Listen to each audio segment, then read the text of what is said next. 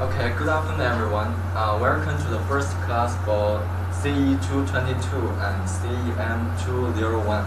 So pay attention, these two courses are actually the same one. I will be the teaching assistant of this course for this semester, and English is not my first language. During my presentation or the conversation during the office hour, if you have any question, just tell me and seek for my clarification. Okay, so since Professor is on travel today, I will lead the first class and talk about our syllabus and briefly introduce what topics will be covered in this course.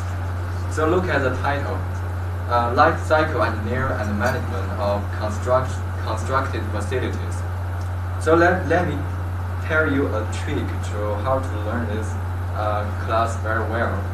So you look at the life cycle and keep these two words in mind, and you bring two questions. That is, what the life cycle is in civil engineering, and why we need to use the life cycle perspective in our facility management. If you can solve these two problems gradually, I think you're definitely on the right track of this course, and you will feel like this course will be a walk in the park compared to other level 2 civil engineering undergraduate course. So before this course is 3 credits, and the lecture will be given on Monday, Wednesday, Friday from afternoon from 3:30 p.m. to 4:20 p.m. in Hampton 218. That's a civil building. And the lecturer is Professor Hubert Kai, and his office hour is on Monday and Wednesday before class. That's from 1:30 p.m. to 2:30 p.m. in Hampton 1235.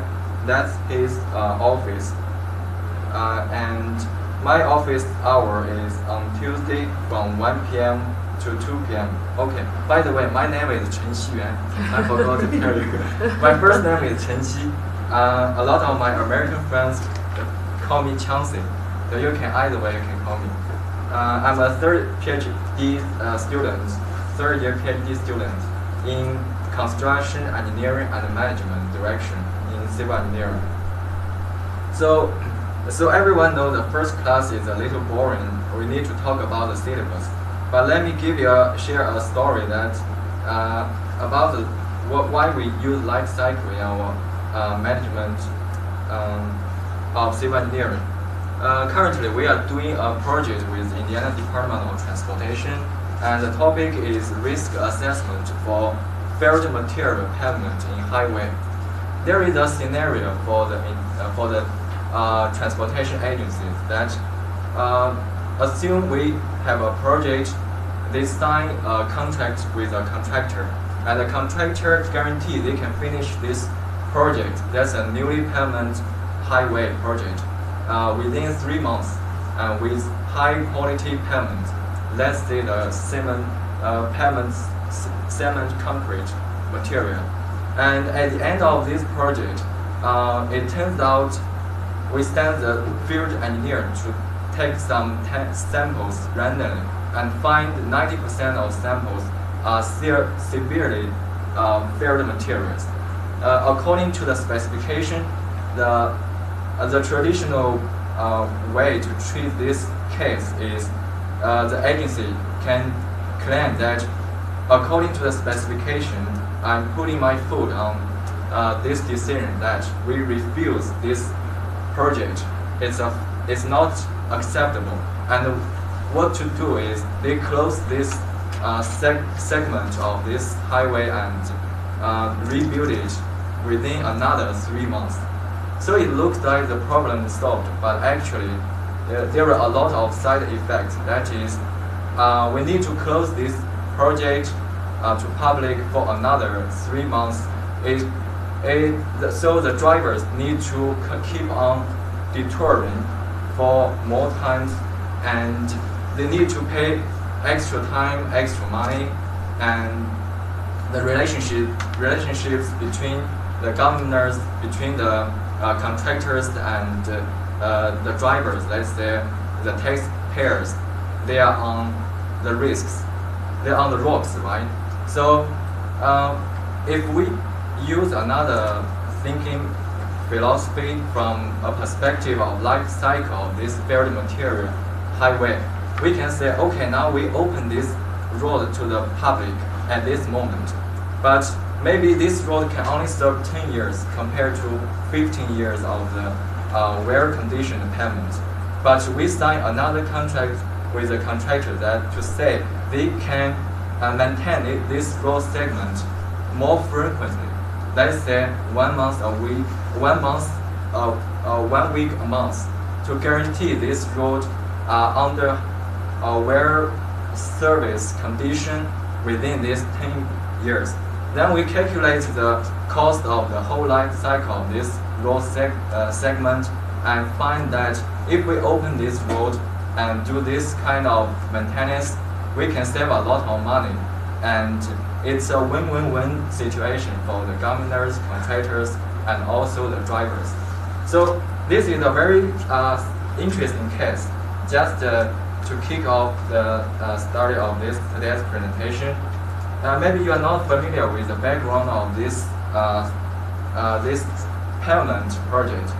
That's fine, because this course is focused on the basic concept. So you can look at the fourth bullet item here. It's the basic concept relating to engineering and management of facilities throughout their whole life cycle. So in order to introduce this life cycle perspective, you need to obtain the basic knowledge about the following bullet items knowledges. First is the nature of construction industry. Second is the construction contract. The third is the legal and management organization of construction companies. And the fourth and fifth is the purpose is to get better idea to control the time and cost. And we finalize this course to discuss on the relationship between cost, time, safety, and quality. These are four key directions when we do our research and also in our future career. Since this course is very fundamental, there is no prerequisite. But this course is required for civil engineering undergraduate students if you are under the track of construction direction, and also absolutely it's the core course for CEM students. That's for me, for example. But it's optional for civil engineering students with no construction focus. And the textbook is a very common book. That's a construction management, the fourth edition. Look at the third bulletin here. You can get it.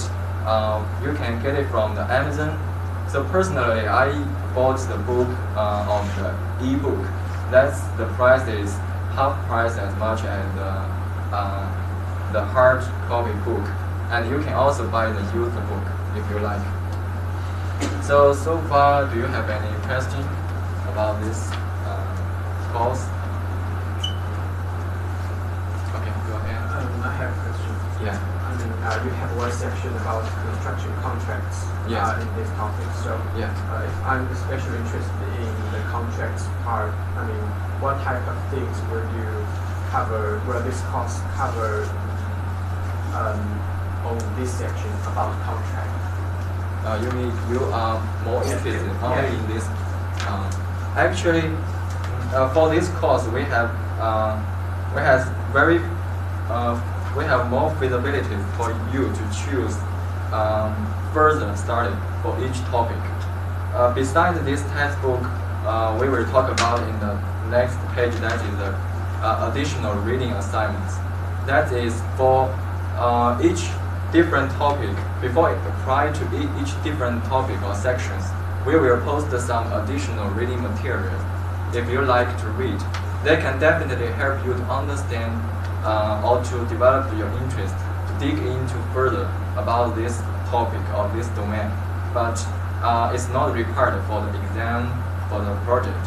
Yeah. So that can satisfy your needs. Yeah. Any other questions? Okay. So let's talk about the attendance policy. So according to the Purdue University regulation, for every meeting of the class, I expect for students. And for this class, we allow you to have 2 unexcused absences. For example, you have some emergency issues or whatever, but you need to, you are encouraged. And for excused absence, if you want to be cleared by us, you need to tell us in advance, and fill in a Word format memos and get our approval. Otherwise, this absence will be considered as unexcused absence. If over 2 unexcused absence, what should you do? That is, we will give you some penalty. That is listed on the second page. You can see for 1, 2, 3 additional unexcused absences, we will give you 1 letter grade down for your final grade. That means, for example, we have 10 grade levels. For example, your final grade is A minus. We will decrease your final grade level to B plus. If you have 4 to 8 additional absences, except that 2, you will get 3 letter grades down. And over 8 absence, you will definitely fail for this course. And so everyone knows the calculation and idea of this letter grade down policy. Okay. So another thing I need to emphasize is there is no absences will be excused on days of scheduled exams. But there is one scenario that is if you have unexpected emergencies or incidents, you cannot expect ahead of time. For example, you have a car accident on the way to the campus during the exam day. We will consider that situation and give you a individually makeup exam for you. But for go ahead. If our car broken on the way, we can stay in our car or it should participate? As long as you can get approved. For example, you take some pictures. And send picture to me or to professor. If you can convince us, that's fine. Because we cannot leave our car on the street. Yeah. Yes. Actually, it reminds me of another interesting story. That's the real story. Is in last year there is a student sent email to professor said and to me said my dog recently died. I feel very blue, very sad. Can I just absent for the midterm exam? Actually, what do you think? Actually, I can share the same feeling as him because I kept 2 dogs and 2 cats before I came to US, and I buried 1 dead dog for some reason by myself in the garden. So I can share the feeling, but I only feel sorry, but it cannot be considered as an acceptable reason for the absence of the exam, right? So please don't try your fortune on that, okay? So anything clear so far? Okay. So let's go to the next part, the readings, additional readings and assignments. For the readings, we talk about just right before that. If you want to, the readings is not required, but it can definitely satisfy your needs when you have some special interest in one of this topic. And then you can download this supplementary material from our Blackboard. For the assignment, pay attention here. We only accept the digital copy, and only the PDF file is accepted. We don't accept the Microsoft Word document because in our previous experience, some students make this an excuse that he told us during the submission some error happened or some compatible issue happened when we opened his file, and so because the Word document is editable, right? So we only accept the PDF file nowadays. You can submit through the Blackboard, but you cannot turn in later than the class begin time. That is 3:30 p.m. on the due date. So please ensure you include your name and your Purdue ID somewhere in your submission document. And there is no excuse will be accepted for improper submission of homework assignments. For the late assignment, you will receive the penalties. We list 4 cases here. First is on the due date, we receive a 30% penalty. 1 day late, we will receive a 50% penalty. 2 or 3 days later, we will receive 75% of the penalty, and no assignment will be accepted if it's more than 3 days overdue. Okay, so far, any question about the assignment and submission? Okay, go ahead.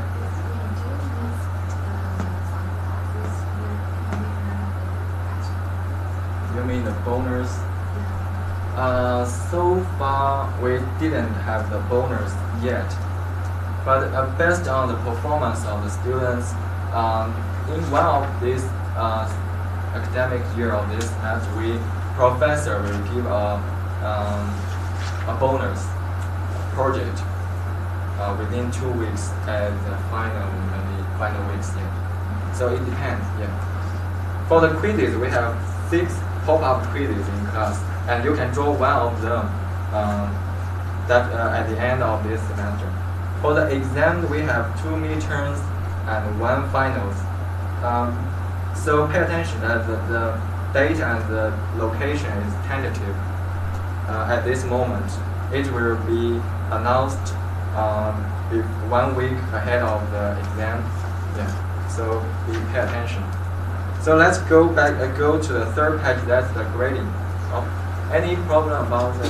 Yes, go ahead. With assignment, do we have group assignment or individual assignment? You mean the assignment work, right?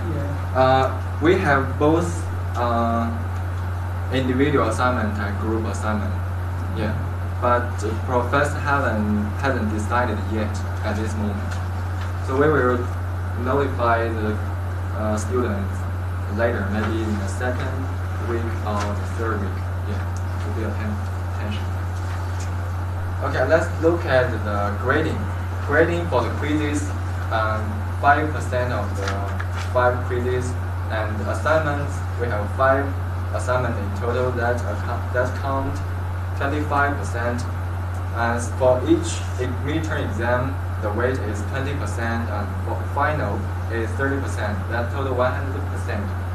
And be attention that there will be no curve for the final grade, only straight averages. So it's easily calculated. The ranges for the grades are divided in the following 10 later grades levels. So you can see the different level of the grade and to estimate or predict your grade later graded when at the end of this semester. So anything about the grading policies? Any problem? So it seems very clear, right? So about the students with disability, if you have any special issues or requirement, just tell me or professor. We will consider that. And for the major campus emergencies and academic honesty, I think they're most the same for all of the classes. You can read by yourself. So finally, I should say I will sit in the class the whole semester with you together. You can view me as one of your classmates, and you can ask me questions after class and share your ideas and your future plans about to be a good engineer in the future. Okay, so hope to see you guys in the next class and enjoy the sunshine outside after class. Okay.